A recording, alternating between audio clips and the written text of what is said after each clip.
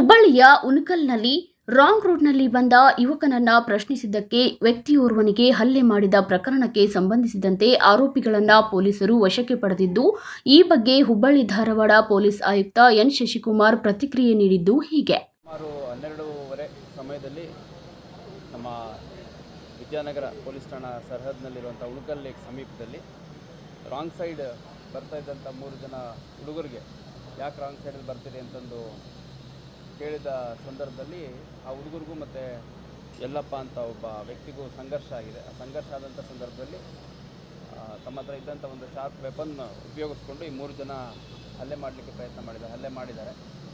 ಅವರಿಗೆ ಒಂದು ಪೆಟ್ಟು ಬಿದ್ದಿದೆ, ಹೊಟ್ಟೆ ಹತ್ರ ಕಟ್ ಇಂಜುರಿ ಆಗಿದೆ. ನಂತರ ಅವರು ಒಂದು ಕಂಪ್ಲೇಂಟ್ ನೀಡಿದ್ದಾರೆ. ಆ ಕಂಪ್ಲೇಂಟಲ್ಲಿ ಕೊಲೆ ಪ್ರಯತ್ನದ ಪ್ರಕರಣ ದಾಖಲು ಮಾಡಿಕೊಂಡು 3 ಜನರನ್ನು ಅರೆಸ್ಟ್ ಮಾಡಿದ್ದಾರೆ. ಆ 3 ಜನದಲ್ಲಿ ಒಬ್ಬ ಮೇಜರ್ ಇದ್ದಾನೆ, ಇನ್ನಿಬ್ಬರು ಮೈನರ್ ಇದ್ದಾರೆ. ಸೊ ಮೇಜರ್ ಇರೋರನ್ನ ಈಗ ನ್ಯಾಯಾಲಯದ ಮುಂದೆ ಹಾಜರು ಮಾಡಲಾಗುತ್ತೆ. ಇನ್ನಿಬ್ಬರು ಮೈನರ್ ಯಾರಿದ್ದಾರೆ ಅವ್ರಿಗೆ JJ ಆ್ಯಕ್ಟ್ ಅನುಸಾರವಾಗಿ ಏನು ಕ್ರಮ ಕೈಗೊಳ್ಳಬೇಕು ಆ ಒಂದು ಕ್ರಮವನ್ನು ಕೈಗೊಳ್ಳಲಾಗುತ್ತೆ.